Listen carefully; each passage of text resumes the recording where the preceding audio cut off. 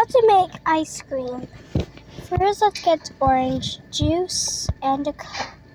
Where's a cup? Oops. I'll go get a cup here. Okay.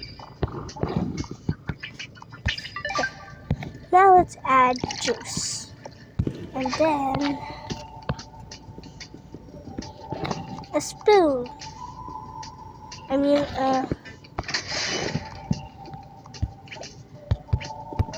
Let's pretend this is a stick and a stick. So here, let's put it in the freezer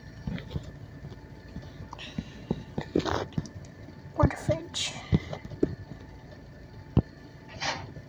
Now we wait. Now let's see it. Let's take it off. Ooh, yum! That looks great. That's all. Thank you.